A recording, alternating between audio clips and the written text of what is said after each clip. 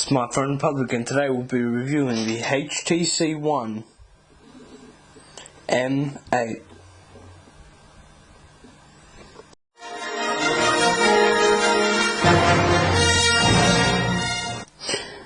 Starting off with the design, and I really like the HTC One M8's polished back. It's kind of slippery, but it feels pretty good in the hand. Very premium. It obviously makes the S5 look very cheap, and it's obviously worth $700-800. Like, if you're gonna sell a kidney to buy a phone, then you want a pretty good feeling and pretty good design phone. And the HTC One M8 takes the cake with aluminum chassis and no seams or cracks or anything like that. This device is built like a tank.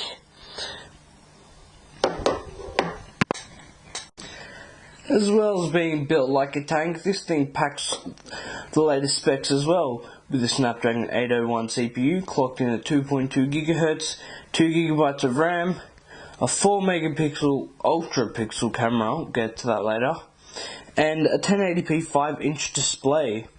HTC packed this thing to the guts, or whatever you call it, with the best of Android specs to compete with the likes of the S5 and Z2, hardware-wise and design-wise. Software-wise, it is also running the latest and greatest Android 4.4.2 KitKat. Yet I can't open the KitKat animation because HTC doesn't allow it.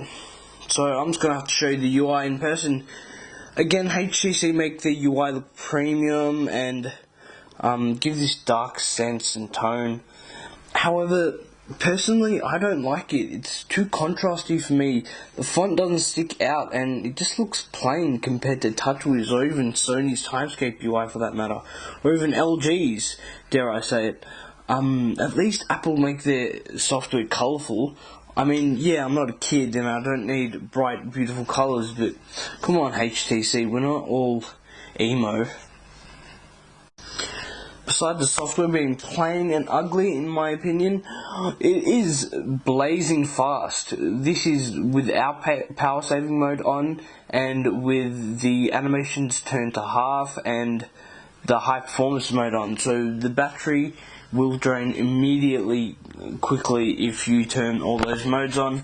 However, I recommend it if you want the fastest experience on a themed version of Android. The annoying HTC blink feed comes back, and a lot of people like it. However, I dislike it because this time I don't think you can turn it off, and it's just annoying for me. And I just wish I could just remove it somehow. Speaking of software, the new Sense 6.0 has been made for the HTC One M8, as now it doesn't have capacitive buttons. It has on-screen buttons. Now this is good for one reason, where obviously it's easy to press and easy to see, but bad because number one, it takes up screen real estate and it just doesn't feel as good as a physical button like on the Galaxy S5. A lot of Android users actually like physical buttons, so they're actually going to give up the HTC One M8 because of that. They put their lock button on the top right, their volume buttons high on the top corner.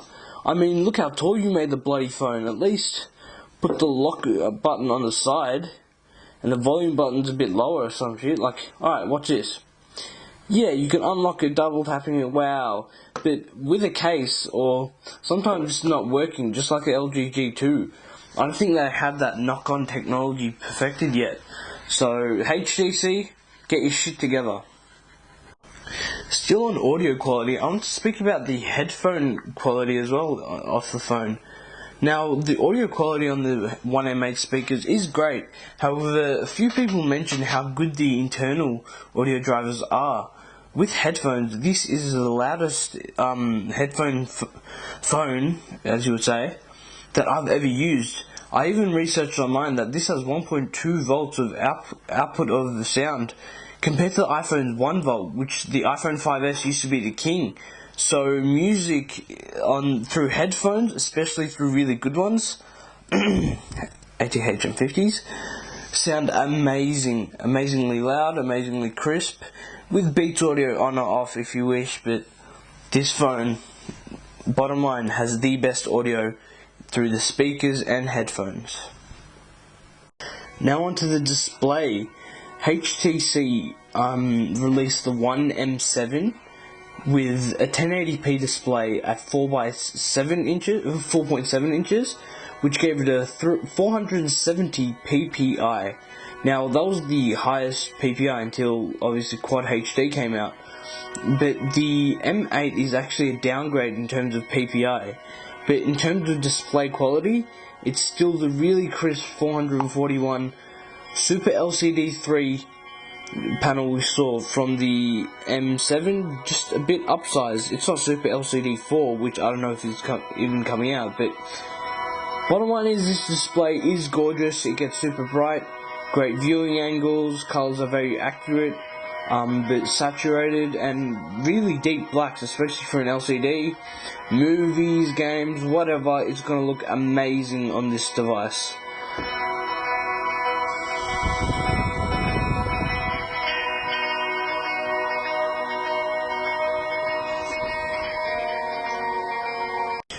Moving on to the camera, because I get a lot of questions about this.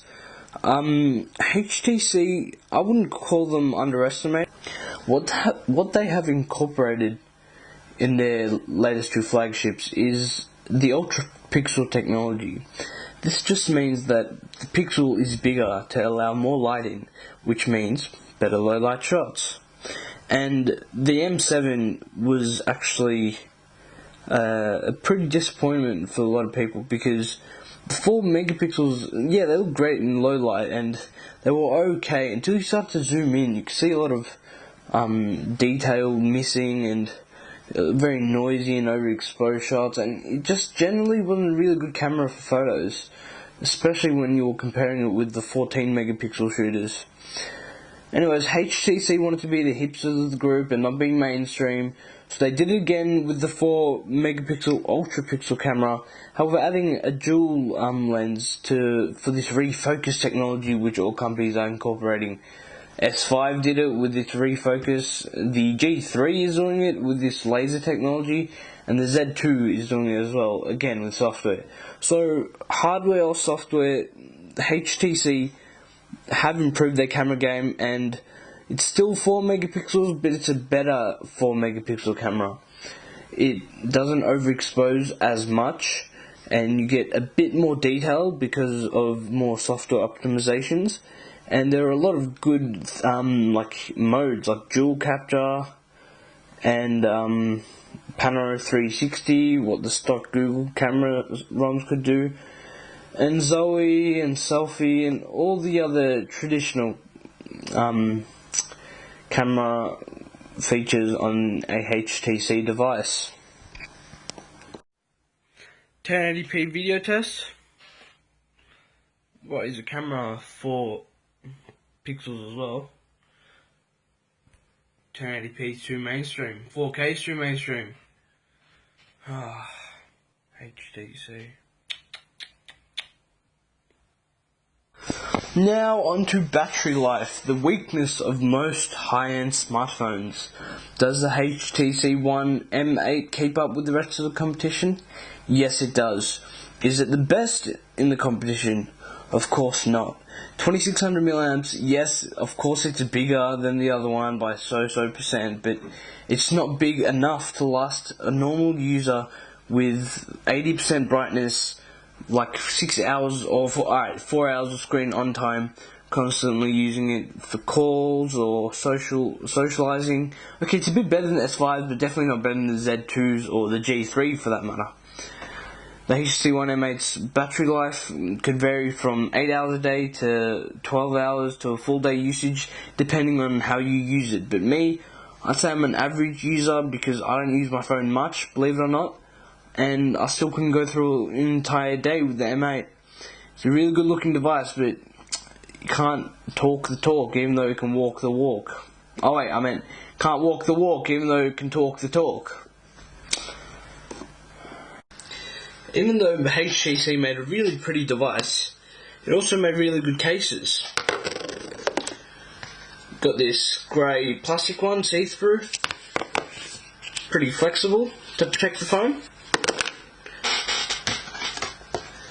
You've got this see-through one, which is also hard plastic, but has an extra bumper to protect the sides of the phone. And you've got this dot view case, which is my favourite.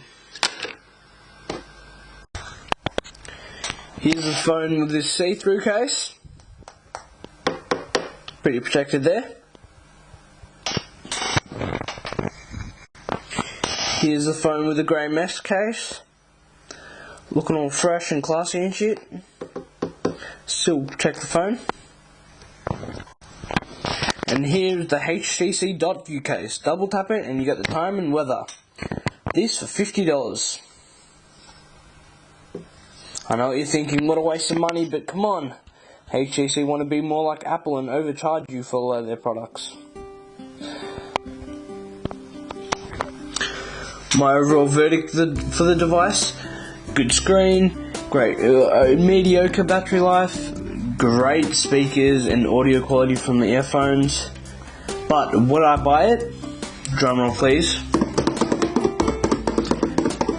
No, unfortunately not.